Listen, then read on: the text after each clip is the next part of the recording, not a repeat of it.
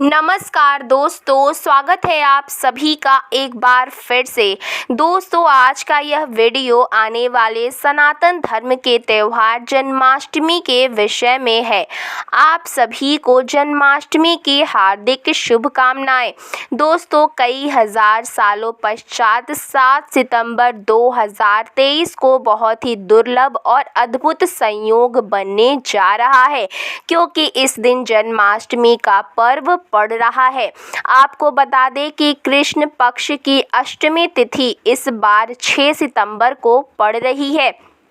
ये कृष्ण जी का 5250वां जन्मदिन होगा। दोस्तों, इस दिन राजयोग, अमृत सिद्धि योग, साथ ही धन लक्ष्मी योग जैसी कई सारे योग बन रहे हैं और इस समय भगवान श्री कृष्ण सबसे अधिक प्रसन्न होते हैं। यानी आप भगवान से इस दिन जो भी मांग लें वो आपकी हर इच्छा शीघ्र ही पूरी कर देंगे। वहीं दोस्तों, कृष्ण भगवान को प्रसन्न करने के लिए जन्माष्टमी पर कुछ खास उपाय ज़रूर करने चाहिए, जो कि आपकी किस्मत बदल सकते हैं और आपको माला माल बना सकते हैं। दोस्तों, यदि आप भी अपने जीवन में भगवान श्री कृष्ण की कृपा पाना चाहते हैं तो इस वीडियो को अंत तक ज़रूर देखिएगा। आज के इस वीडियो में हम आपको बताएंगे कि कृष्ण जन्माष्टमी वर्ष 2023 में कब मनाई जाएगी, किस दिन आप जन्माष्टमी का व्रत रखेंगे, कृष्ण जन्माष्टमी की पूजा का शुभ मुहूर्त क्या रहेगा। इसके अलावा हम आपको बताएंगे कि जन्माष्टमी का व्रत किस समय किया जाएगा और जन्माष्टमी की संपूर्ण पूजा विधि क्या है और इस दिन वह कौन से उपाय हैं जिसको करने से आपकी किस्मत चमक जाएगी और आपकी मनोकामना पूरी हो जाएगी। लेकिन दोस्तों, वीडियो में आगे बढ़ने से पहले अगर अभी तक आपने हमारे चैनल को सब्सक्राइब नहीं किया है तो चैनल को सब्सक्राइब करके बेल आइकन ज़रूर दबाइए। वीडियो अच्छा लगे तो वीडियो को लाइक करिए। दोस्तों, यह पर्व भगवान श्री कृष्ण के जन्मोत्सव के रूप में मनाया जाता है। भगवान श्री कृष्ण का जन्म भादो मास की कृष्ण पक्ष की अष्टमी तिथि को रोहिणी नक्षत्र में हुआ था और उनके जन्म के दिन को आज भी बहुत ही धूमधाम से मनाया जाता है। दोस्तों, जन्माष्टमी के दिन भगवान कृष्ण की आरती रात 12 बजे की जाती है और घंटे घड़ियाल बजाकर उनके जन्म की खुशियां मनाई जाती हैं। दोस्तों, जन्माष्टमी का उत्सव मथुरा और वृंदावन में बहुत ही धूमधाम से मनाया जाता है। खासकर मंदिरों और घरों में लोग बाल गोपाल के जन्म का उत्सव आयोजित करते हैं और बाल गोपाल के लिए पालकी भी सजाते हैं। ऐसी मान्यता है कि भगवान विष्णु ने धर्म की स्थापना के लिए श्री कृष्ण के रूप में जन्म लिया था। इस दिन भगवान श्री कृष्ण का स्मरण करना अधिक फलदायी होता है। दोस्तों, शास्त्रों में जन्माष्टमी के वक्त को वक्त का राजा भी कहा गया है। इसके संदर्भ में उल्लेख है कि जिस घर में यह व्रत किया जाता है वहां अकाल मृत्यु, गर्भपात, दुर्भाग्य तथा कलह से पीड़ित नहीं होता है और जो भी व्रत को एक बार कर लेता है वह दुनिया के सभी सुखों को भोग कर विष्णु लोक में निवास करता है। दोस्तों, इस दिन लोग पूरा दिन भर उपवास रखते हैं। आपको बता दें कि जन्माष्टमी का व्रत अष्टमी तिथि से शुरू होता है और इस व्रत का पारण नौमी तिथि में ही करना चाहिए, तब इसका पूरा फल प्राप्त होता है। और जो लोग इस व्रत को रखें उन्हें रात में हल्का और सात्विक भोजन करना चाहिए, साथ ही ब्रह्मचर्य का पालन भी करना चाहिए। दोस्तों, जन्माष्टमी के व्रत के दिन कुछ लोग निर्जला रखते हैं तो वहीं कुछ लोग फलाहार करके भी इस व्रत को पूरा कर सकते हैं। दोस्तों, जन्माष्टमी के दिन प्रातः काल जल्दी उठकर स्नान आदि करके स्वच्छ वस्त्र धारण करें।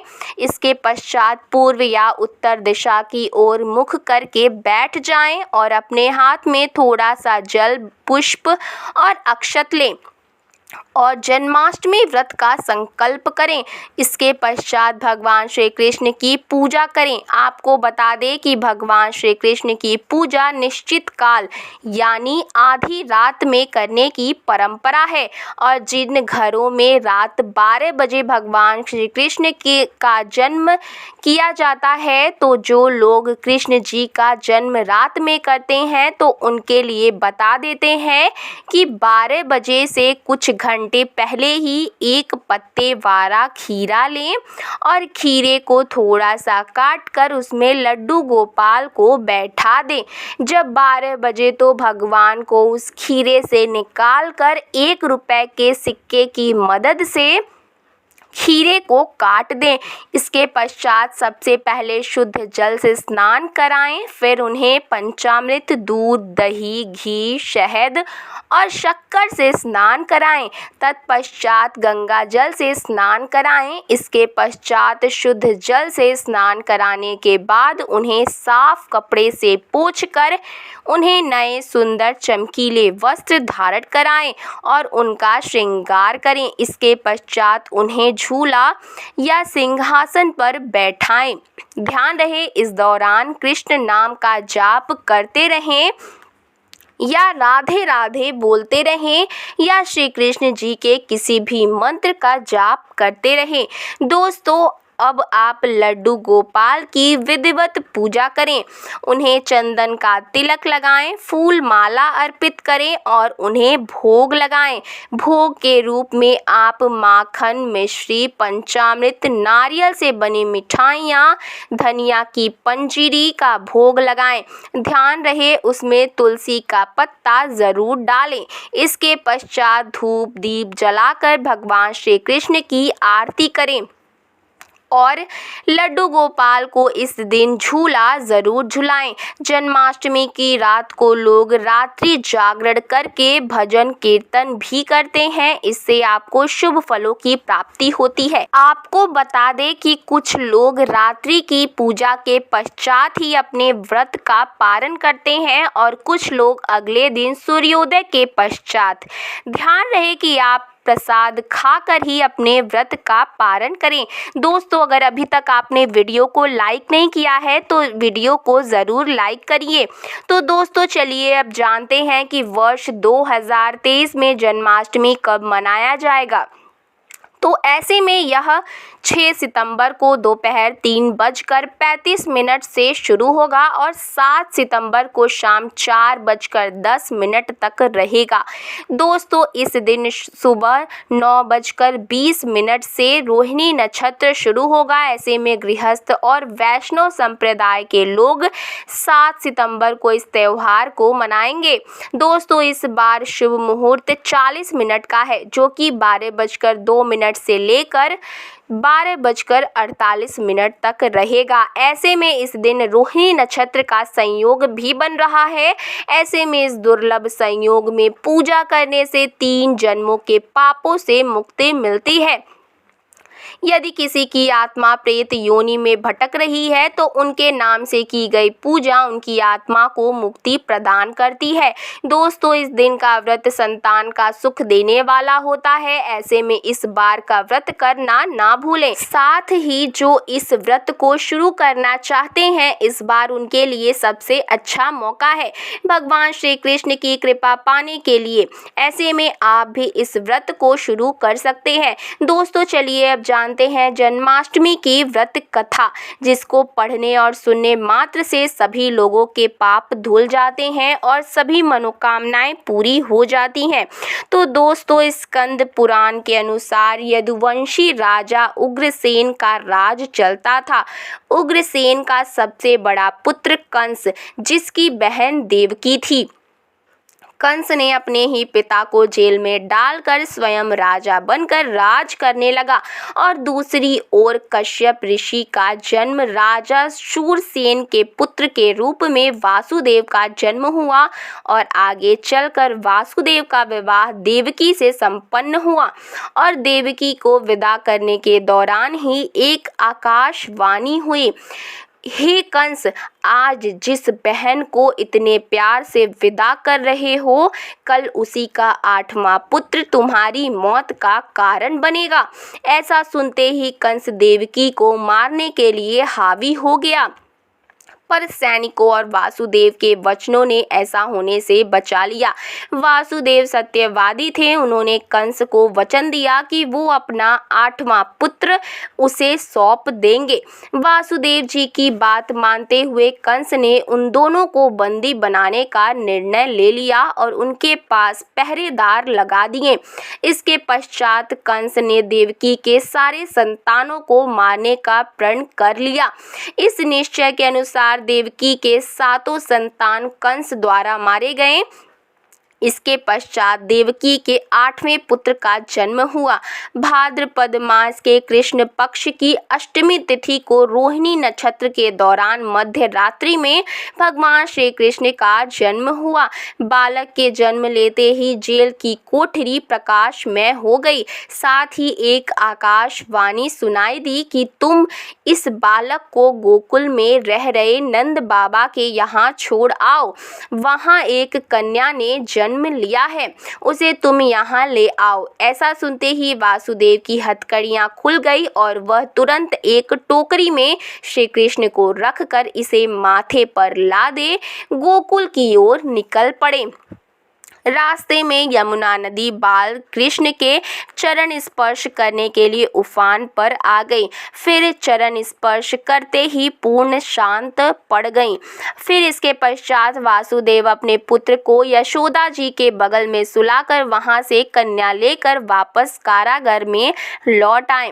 तत्पश्चात जेल के दरवाजे अपने आप बंद हो गए। उनके हाथों में फिर से हथकड़ी लग गई। उसके पश्चात सारे पहरेदार भी उठ गए और कन्या के रोने की आवाज सुनाई देने लगी। सूचना मिलते ही कन्या को कारागार से लाया गया और उसे मारने का प्रयास किया गया, लेकिन वो आकाश में उड़ गई और बोली, अरे मूर्ख, मुझे मारने से क्या होगा? तुझे मारने वाला पैदा हो चुका है। यह बात सुन श्री कृष्ण का पता लगाकर उन्हें मारने का प्रयास किया गया। आज्ञा देते हुए राक्षस भेजे गए, लेकिन कृष्ण को कोई नहीं मार सका। अंत में श्री कृष्ण ने कंस का वध किया और उग्रसेन को राजा बना दिया गया। और इस प्रकार से कृष्ण जन्माष्टमी की व्रत कथा पूरी होती है।